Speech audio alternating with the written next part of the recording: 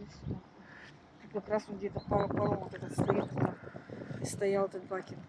Понятно. Мы до него плавали. Плывешь и зацепишься за него, поболтаешься, и назад. Ясно.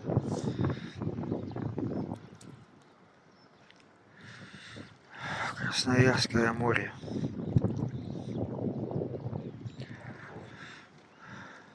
11 июня.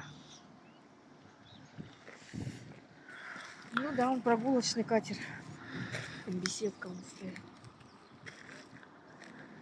Хотелось бы, конечно.